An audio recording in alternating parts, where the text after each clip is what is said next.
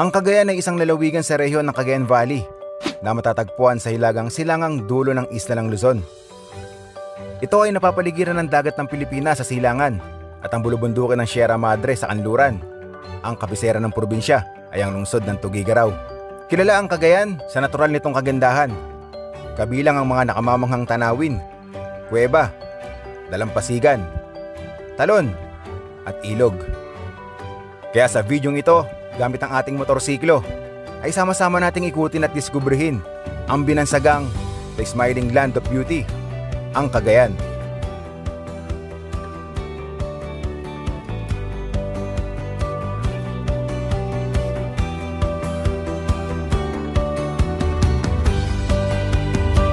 Alright, eto na. Nasaksihan na natin ang paglabas ng milyon-milyon na mga panikyo.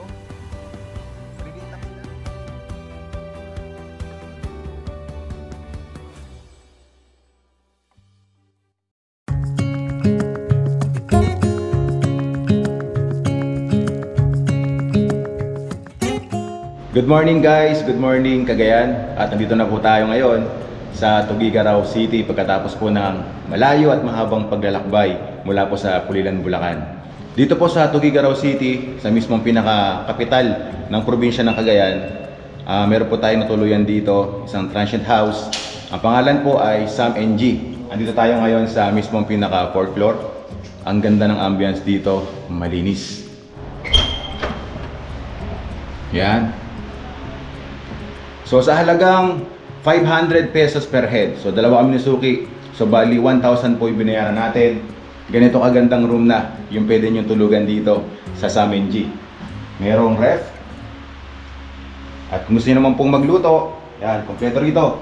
May mga kaldero, kawali, merong electric kettle, yan, may kasama na pong tubig, may mga plato. Tapos yung CR nila dito, maayos din, malinis. At meron ng body wash, shampoo, shower, at yun lang, wala lang po ditong hot water. Hindi lang aircon meron dito sa loob ng kwarto, meron ding electric fan. Yan o. Kaya siguradong komportable ang tulog nyo dito. At yung oras naman po ng pag-stay nyo dito ay 24 hours, ganun katagal. So kung kayo po ay mapupunta rito sa probinsya ng Cagayan at mag-stay din kayo dito sa lungsod ng Tuguegarao, dito na po kayo mag-stay sa Sam NG. It's highly recommended po.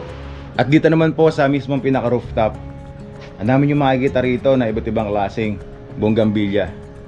Meron ako nakikita rito na hagdan papunta roon sa mismong pinakataas. So dito siguro mas makikita natin yung buong ganda ng lungsod ng Tuguegarao. Dito sa mismong pinakataas ng rooftop, mas malawak nating nakikita yung buong lungsod ng Tuguegarao, pati yung mga kabundukan dito na makikita natin sa Cagayan Province. Tapos dito sa taas, makikita natin may mga upuan, may table, at mukhang meron silang pailaw dito sa gabi.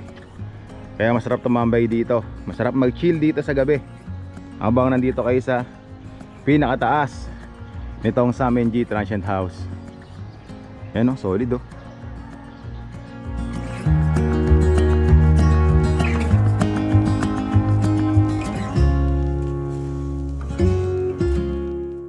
Okay guys, nakapagpagas na tayo dito sa Shell.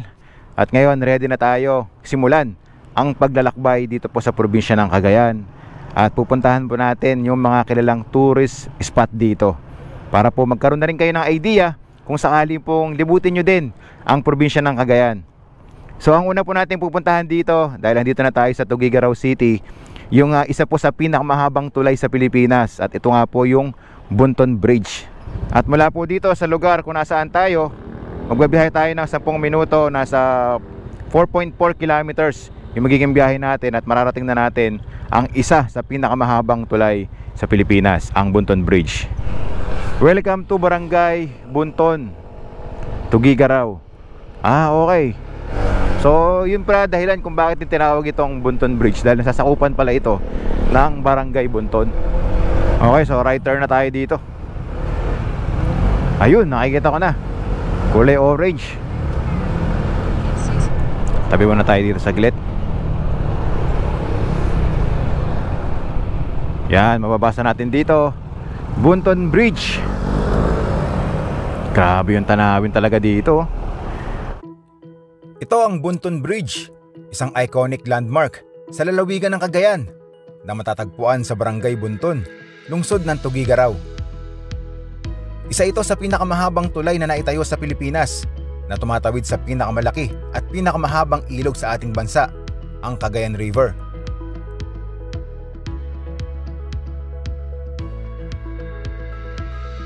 Ang Bunton Bridge ay sinimulang gawin noong taong 1960, natapos noong taong 1969 at binuksan sa publiko noong June 1, 1969.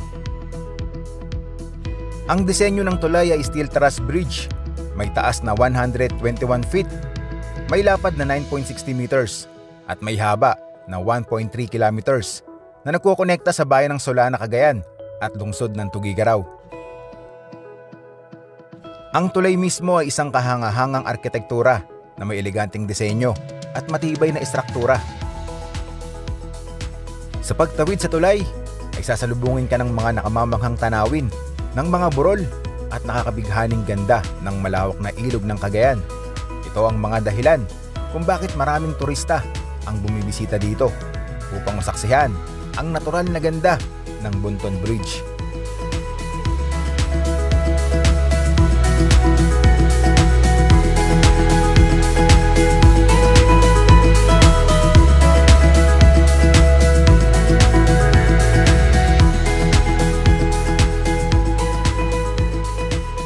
Wow!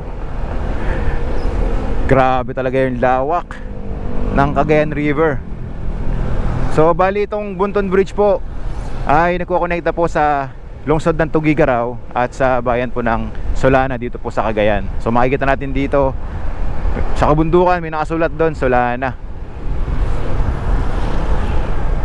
Masarap sa mata nung lawak nung Cagayan River. Kung makikita natin itong bakal na ginamit dito, ang lalaki. Dati, noong 1969, ito po yung pinakamahabang tulay sa Pilipinas. At na-break nga po yung record nito dahil nga po tinayo naman ang San Juanico Bridge. Sa kasalukuyan nga po ay ang pinakamahabang tulay sa Pilipinas ay ang sa CCLEX. At pangalawa na lang din po yung sa San Juanico Bridge. So ayon sa ginagawa nating pagre-research na itong Bunton Bridge ay pang-apat po sa pinakamahabang tulay na tumatawid po sa ilog na makikita nyo po dito sa Pilipinas. Sabi nga ng iba, kapag daw nagsimula kang tumawid dito sa Bunton Bridge, kapag daw inawit mo ang lupang hinirang, ay matatapos po hanggang doon sa dulo. Yan po yung ibang komento ng mga dumadaan dito. Wow! 1.3 kilometers ang haba nung tulay na to, no? Yan, daanan nyo din po itong Bunton Bridge kapag kayo ay mapapasyal dito sa probinsya po ng Cagayan. At dito po matatagpuan yan sa lungsod ng Tuguegarao. Ngayon, palabas na tayo ng Solana. Ayan. Nandito na tayo ngayon sa Solana, Cagayan. Pero kailangan nating bumalik doon dahil tayo ay maghahanap ng masarap na pansit batil patong dito. At yun, alam naman natin na dito nagmula sa lungsod ng Tuguegarao ang original na pansit batil patong. Nakatikim na tayo sa parte ng Tabo Kalinga ng pansit batil patong, pero dito sa lungsod ng Tuguegarao natin matitikman yung original. Kaya excited na akong ibahagi sa inyo at bigyan kayo ng idea kung saan kayo pwedeng kumain ng pansit batil patong kapag nandito na kayo sa lungsod ng Tuguegarao. Okay, pabalik na tayo ng Bunton Bridge.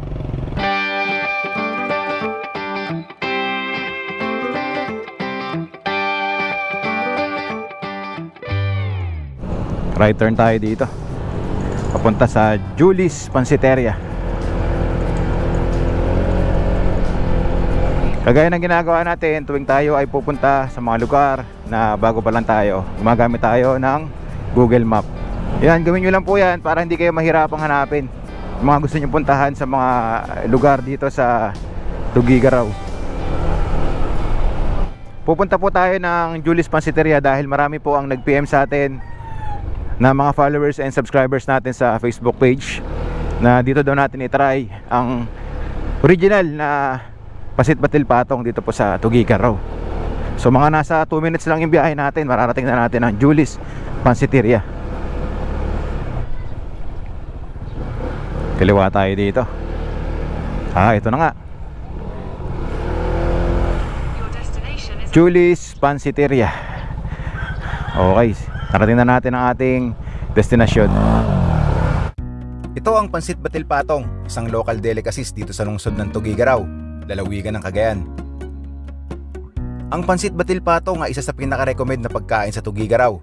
Ang iconic delicacy na ito ay binubuo ng Mickey noodles, pouch egg, at iba't ibang toppings tulad ng chicharon, lechon kawali, atay, gulay, toge, at lumpiang Shanghai.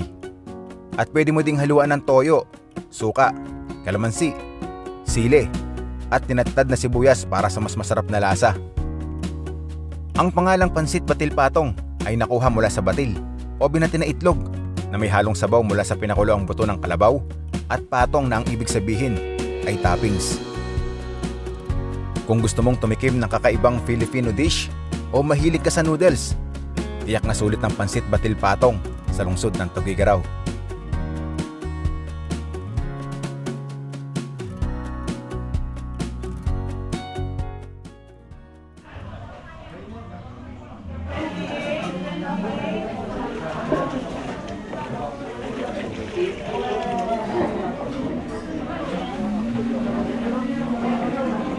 At sa wakas, sa ilang minuto na pag-iintay, dahil nga sobrang daming tao dito, sobrang dami nating nakasabayan.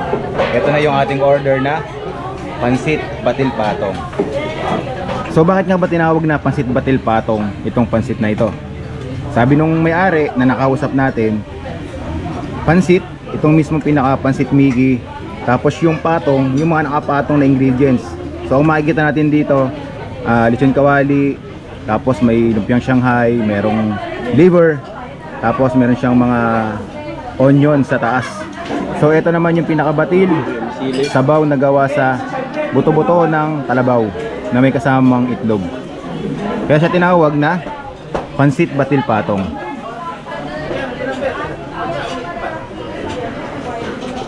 Sarap. Lasang-lasa mo yung linamnam ng buto ng kalabaw tapos yung itlog. Panalo.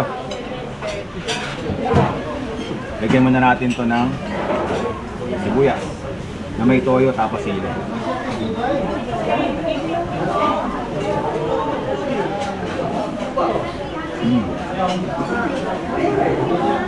Sarap, grabe. Totoo nga na masarap ang Pansit Batil Patong dito sa Julis Pansiteria.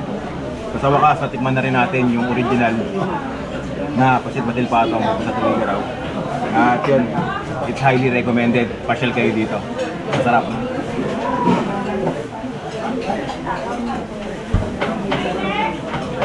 Okay, sa wakas, natikman na rin natin at naibahagi sa inyo ang masarap na Pansit Batil Patong ng Julis Pansiteria dito po sa Tuguegarao City. So ngayon, ang ating susunod na destinasyon, pupuntahan naman natin itong Calo Cave sa bayan naman po ng Peña Blanca sa probinsya po ng Cagayan. So mula po dito sa Julis Pansiteria, magmamotor tayo ng 36 minutes. So bali nasa 25 kilometers yung biyahe natin. Okay, let's go!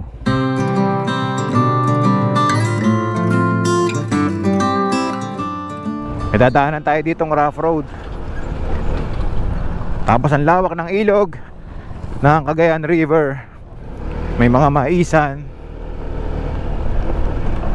Pero maiksi lang yung rough road na dadaanan natin dito. Nakikita ko na maayos na yung kalsada. Eto.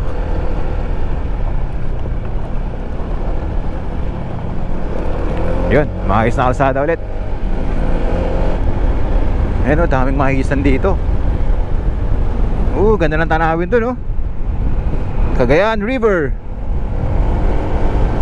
Pagkatapos nating daanan yung magandang kalsada at taniman ng mga mais. Ito, kanan tayo dito. Wow, grabe, ganda ng tubig dito sa Cagayan River. Dinadaanan natin ngayon.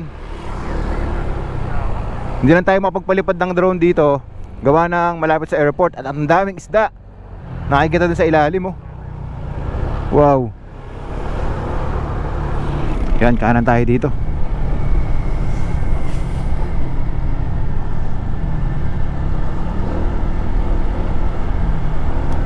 So bali 11 minutes na lang mararating na natin ang Calao Cave.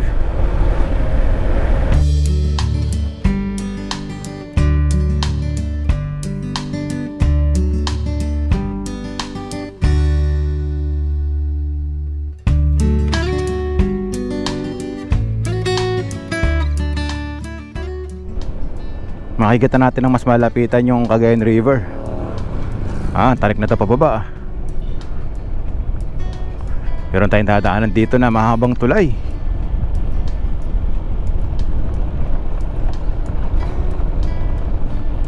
Wow.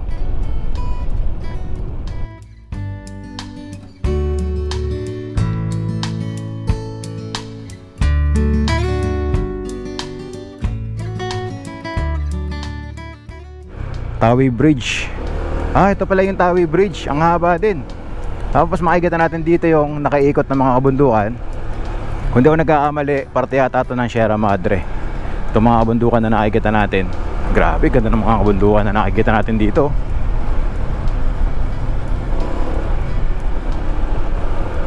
Okay, so nakalagpas na tayo ng Tawi Bridge. Ganda ng kalsada na dinadaanan natin dito.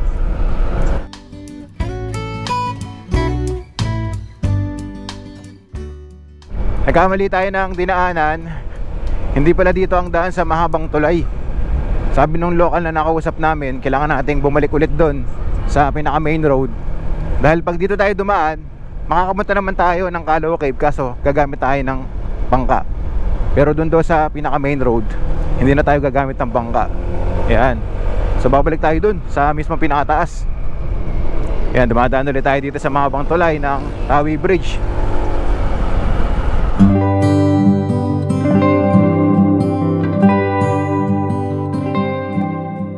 Dalawa kasi yung pwede nyo daanan dito. So bali ang sinunod namin doon sa may tulay.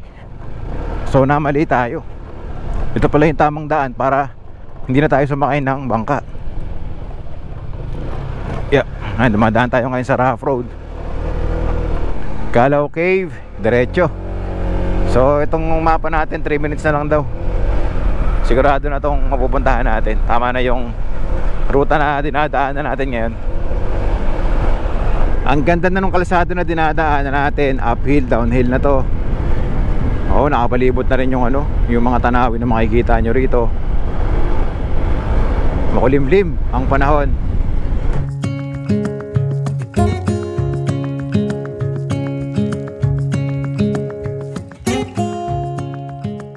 Okay, sa wakas narating na natin yung mismong pinaka-jump off ng Calao Cave. So ito pala yung mga pwede nyo puntahan dito. Ang dami Pataw Peak, Sierra Cave, Mount Hamot, Alahiban, The Seascape, The View Deck, Binao Peak, Pinakanaon River. So ito pala yung mga tourist spot na pwede nyo puntahan dito sa bayan ng Peña Blanca, Cagayan. Ang dami.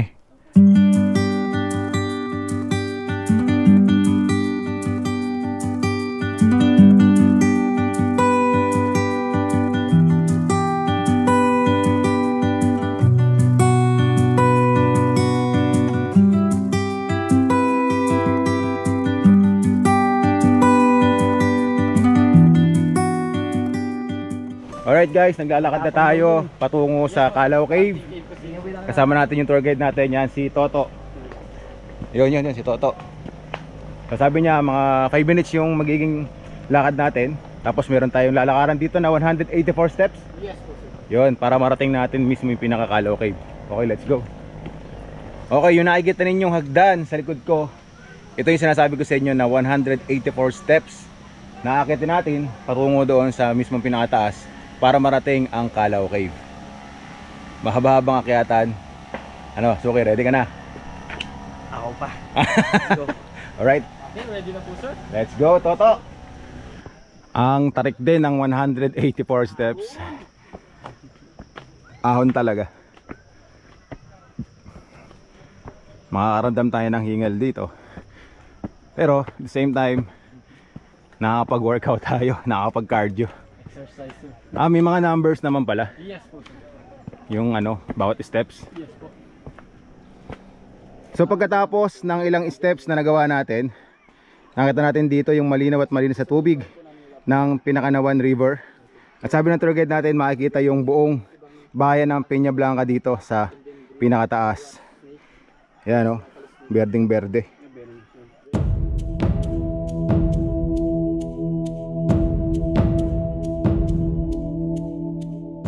Okay, so andito na tayo sa mismong pinaka-entrada nitong Calao Cave, na kung saan tinatawag po nila itong aviary room dahil tinitirhan daw ito ng maraming ibon. Isa na doon yung balik sa sayaw na ibon. So pag daw umaga, lumalabas yan yung mga maraming balik sa sayaw na ibon. So pasukin na natin ito. Ito ang Calao Cave, isang nakamamanghang natural wonder na matatagpuan sa bayan ng Peña Blanca, Cagayan. Kilala ito sa mga pambihirang natural rock formation at itinuring na isa sa pinakamakasaysayan at kultural na makabuluhang kuweba sa Pilipinas. Ang kuweba ay isang protected landscape sa bayan ng Peña Blanca na kilala sa magkakaibang ecosystem at limestone formation ito. Meron itong 7 chambers, bawat isa ay nagpapakita ng mga natatanging rock formation na nabuo sa loob ng milyong-milyong taon sa pamamagitan ng natural na proseso.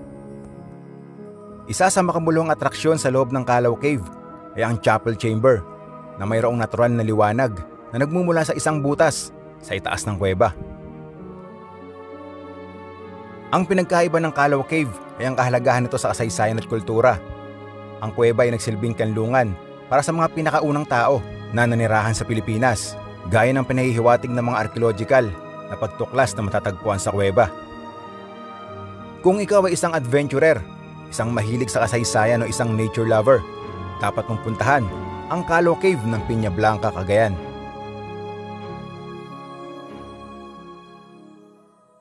Dito sa mismong pinaka-entrada ng kuweba, meron tayong nakitang hukay. Excavation area. So itong excavation area na to, sabi ng tour guide natin, ay mayroong history. Yes po. So kaya ano po ba yung pinagmulan, bakit po mayroong hukay dito na malalim? So ang nakadiscover po dun sa bone, sir, si Dr. Arman Miyares, isa sa mga member po ng archaeology natin, sir. So si Dr. Arman Miyares po yung nakadiscover dun sa bone, sir. Yung naukay po nilang bone dito is yung human third metatarsal bone, or yung ikatlong daliri po ng kanang paa po natin. So yung mga bone na yun, or yung mga dating nanirahan po dito, is tinatawag silang the Homo luzonensis. So kaya po sila tinawag na Homo luzonensis kasi ang Peña Blanca po part of Cagayan, and then the Cagayan part of Luzon. So kaya po siya naging Homo luzonensis. And then yung edad po ng bone na naukay po nila dito, may edad po siyang 134,000 years old. Oh. And then kumpara po dun sa may Tabon Man in Palawan, may edad po yung 47,000 years old.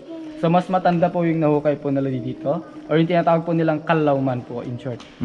Or sa nickname po niya, yung Ubag po, sir, yung nahukay po Ubag. nila dito. Yes.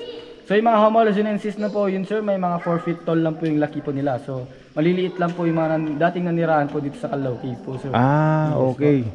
So dito pala merong Homo luzonensis na tinatawag na uri ng sinaunang tao noon. So ang mahigit 100,000 taon na pala yung buto na nakita dito. So meron tayong nakita rito na isang maliit na ahas. So alagaban daw yung tawag nila dito. Pero huwag kayong matakot kung makakita kayo ng ganito dito dahil wala naman daw siyang kabandag.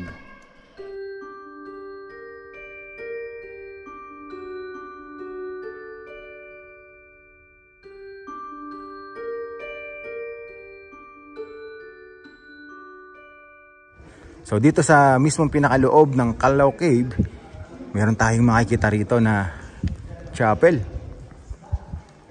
Dito daw ginanap yung shooting ni John Lloyd Cruz at Bea Alonzo, yung title na Mistress. Grabe ang lamig dito. So narating na natin yung pinaka-chapel dito sa Calao Cave. Yan. Ang sabi ng tour guide natin na nagkakaroon ng misa dito tuwing unang Sabado ng buwan. So ang kagandahan, maliwanag dito kasi doon mismo sa pinakataas, yan, merong natural skylight. Ayun o, merong butas doon o. Kaya ang liwanag dito. At nakakakilabot kung pagmamasdan natin yung mga stalactite na makikita natin sa taas ng kuweba. Okay, so andito na tayo ngayon sa third chamber. So madilim dito dahil Walang butas yung mismong pinakataas kagaya ng sa chapel na mayroong natural skylight. So at this time sir, we are now in the third chamber of the cave. Yan po. So ang tawag po dito is dark room area. Kaya rin po ito tinawag na dark kasi wala siyang butas sa taas or yung skylight niya. And then dito rin sa third chamber, mararamdaman natin na malamig po siya. So dito po nanggagaling yung lamig po dun sa baba. Malit ito yung tinatawag po namin stalactite and then stalagmite sir. So stalactite from the ceiling, C po siya. So ceiling. And then stalagmite means G, ground, nasa baba po sila. So ang stalactite at stalagmite po natin, once na nag-meet or nagkaduktong na po itong dalawang limestone na to, ang tawag po dito is column or pillar. So katulad po nitong poste na po yan. So ang tawag po dyan is column or pillar na rin po kasi nag-meet na po sila. So itong limestone natin dito, so bago po siya mag-meet or magkaduktong after 15 years po, 0 to 2 cm lang po yung mga tubo po ng limestone dito. So matagal po ang process po nito or napakabagal po. So ang limestone na to, ang rock formation po nito, ito yung rock formation ng Bowie snake versus crocodile po. So kaya rin po ito naging Bowie snake rock formation kasi ito yung eye ng snake and yung nose, yun yung bungangan niya dito. And then sa baba, makikita niyo po yung rock formation ng crocodile or yung buong head ng crocodile. So kaya po siya naging Bowie snake versus crocodile rock formation. Okay. Ang lawak nung loob nung Kalaw Cave. So ang dami palang chambers dito na pwede nating puntahan. Puntahan na natin yung first, second, and third. Ngayon pupunta na tayo dun sa fourth naman. Okay, so andito na tayo ngayon sa fourth chamber at tinatawag daw itong cream room.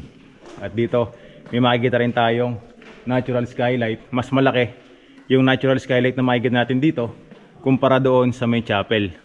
Ayan yung mismong pinaka-natural skylight na makikita nyo rito. At talagang nakakamangha yung mga stalactite na makikita nyo rito. So kung mapapansin niyo dyan sa taas sir, yung stalactite na yan, yan po yung rock formation po ng angel wing or yung pakpak po ng anghel. And then dito naman po sa baba sir, makikita niyo po yung one big scoop of ice cream. So ang flavor po niyan sir is pandan flavor. Yan yung pinakamalaking stalagmite po sa loob ng cave po sir. Okay, so ito pala yung pinakamalaking stalagmite na makikita natin dito sa Kalaw Cave. So ito, makikita naman natin dito, meron silang tinatawag na lighting candle. Dahil mistulang kandila na may apoy. Yung makikita nyo doon sa rock formation dito sa loob ng Kalaw Cave. Okay, at this time sir, makikita niyo po dito yung rock formation po ng small Banawe traces in Ifugao sir. Or yung hagdan-hagdan pala ayan in Ifugao. So ayan po siya. Oo nga, kamukha nga siya ng Banawe terraces, mistulang hagdan-hagdan pala yan yung makikita nyo dito. Rock formation, ang ganda rin tingnan, no? Grabe. So kung nakita natin kanina yung mala Banawe terraces na rock formation dito, meron din silang tinatawag na Merlion ng Singapore. No, kamukha talaga, nakadila pa. No? Galing. So at this time sir, makikita nyo rin po dito sa may side po dito yung rock formation po ng half human skeletal system or yung kalansay. So ito yung magiging 7 ribs po niya sir, yung nasa baba. And then ito po yung mouth niya, nose, eye, and then yung skull po niya sir. So yan po yung rock formation ng half human skeletal system. So ang kinamatay po nito sir is nahulog po yung liver sa baba or yung atay po niya sir. Yan na po yun. Ito pala yung pinaka-liver niya. So kaya pala namatay, ba't hindi mo sinapo? So lasinggero kasi siya dati sir. So lasinggero siya dati. Yes. Nahulog yung liver. Yes po sir. Galing, no? Lupit. Ito yung ribs niya, no? Yes po sir. Yan. 7 ribs. 7 ribs. Okay, so pagkatapos nating marating yung 4th chamber, andito na tayo ngayon sa 5th chamber. Tinatawag itong jungle room. Dahil dito, makikita natin na marami ng halaman at marami na ding mga puno na patubo. So dito sa 5th chamber, makikita natin yung mas malawak na natural skylight. Yan, pakita ko sa inyo. Yun. Meron pang 6th and 7th na chamber, kaso masyadong lumalalim at madulas sa mga oras na to, kaya hindi natin pwedeng puntahan. So hanggang dito lang tayo sa 5th chamber. Andun yung 6th at 7th chamber. Yan. So kailangan na natin bumalik sa mismong pinaka-entrance. Ang nakakalungkot lang, makikita natin dito na may mga vandalism na. Yan, pakita ko sa inyo. Yan. Nakakalungkot mang isipin na mayroon talagang mga turista na pumapasok dito para sirain yung ganda ng lugar. At yun, kaya pala ngayon ay hindi na pwedeng pumasok dito nang wala kayong kasamang tour guide. Dahil nga po sa ganito, ginagawa ng ibang turista na sinusulatan po o nagbabandalism sila dito sa loob ng Calao Cave. Kaya pag pupunta po kayo dito, mandatory po. Kailangan talaga meron kayong kasamang tour guide. Pero sulit naman na may tour guide kayo dahil bakit? Matututo kayo, marami kayong malalaman sa loob ng Calao Cave. Dahil bawat chamber na pupuntahan ninyo, marami silang ini-explain. Kaya sulit na sulit na may kasama kayong tour guide dito. At the same time, nag-guide nila kayo ng maayos.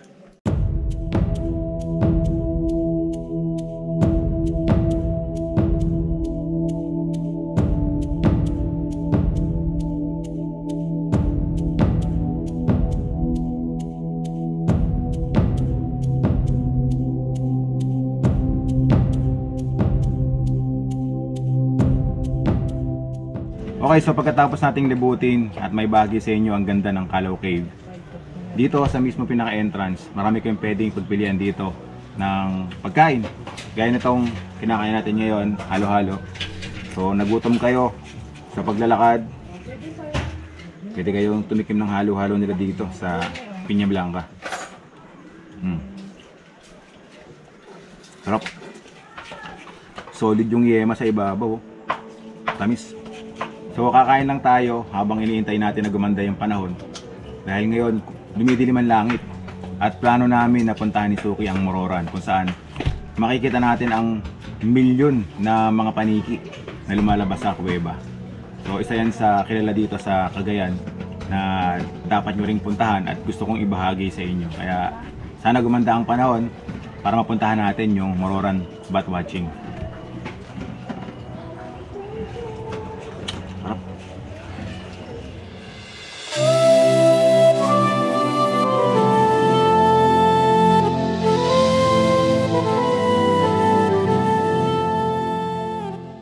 Alright guys, nandito na tayo ngayon sa bangka. Nakasakay na tayo patungo sa Mororan, kung saan aabangan natin ang paglabas ng milyon-milyon na mga paniki o yung tinatawag nila na fruit bat. At ngayon, mas nakikita natin at na-appreciate ang ganda ng Pinakanawan River. Ito po yung pinakamalinis na ilog dito sa Cagayan. Kung makikita nyo po dito, talagang grabe ang ganda ng kulay ng tubig kahit hapon na. Makikita nyo pa rin yung linis at linaw ng tubig ng ilog ng Pinakanawan. Grabe. At yung tanawin dito, sobrang ganda oh. Dito pa lang sa biyahe papunta doon sa Mororan, grabe, sulit na. At busog na ang inyong mga mata sa magagandang tanawin na makikita nyo dito. Grabe. Ang ganda dito sa Cagayan.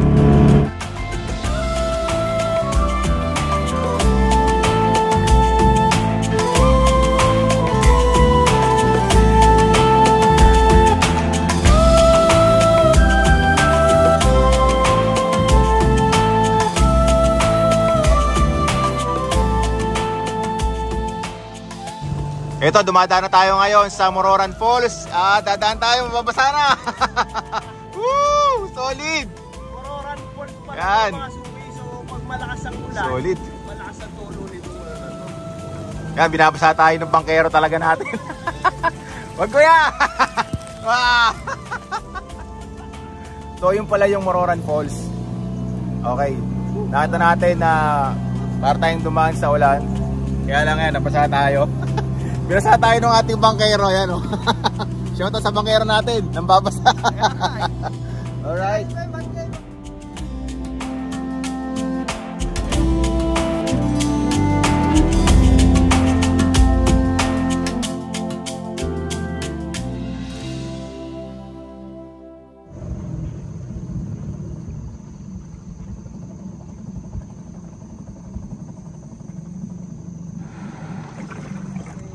Okay, andito na po tayo ngayon sa spot kung saan dito tayo mag-iintay sa paglabas ng milyon-milyon na mga paniki. So dito sa likod natin, meron ako nakikita na isang maliit na butas.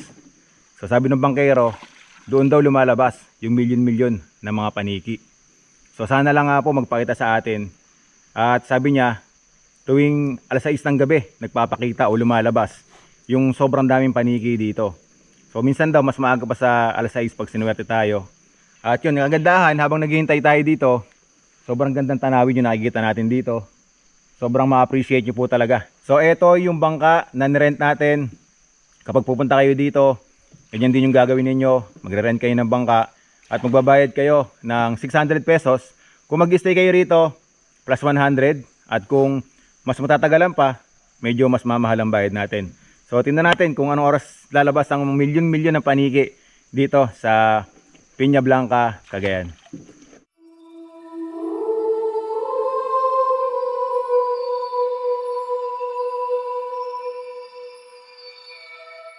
Ayun na. Ano yan? Ibon? Ayun na. Ano yan? Agila? Maliki yan.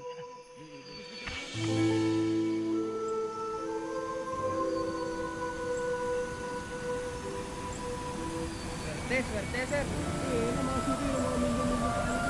Alright, eto na. Nasaksihan na natin ang paglabas ng milyon-milyon na mga paniki. Oh.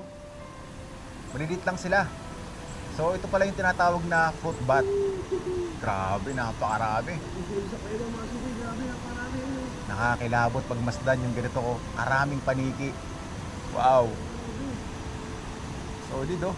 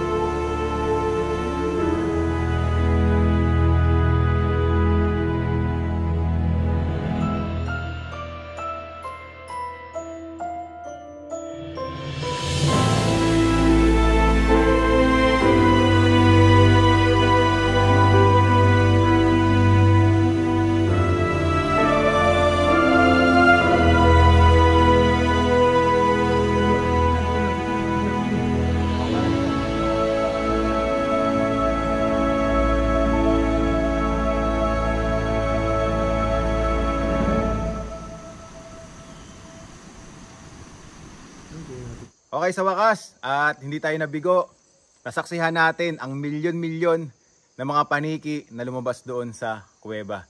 Naghintay tayo ng kulang 1 oras, pero sulit na sulit naman. At yun, hanggang dito na lang ang ating first episode. Maraming salamat po sa suporta at patuloy po tayong iikot sa Pilipinas. Maipakita lang po sa inyo kung gaano kaganda ang bansa natin. Siyempre, gamit pa din ang motorsiklo. Kaya po lagi tatandaan, keep safe, ride safe, and God bless. Kita-kits po tayo sa ating susunod na motorcycle adventure.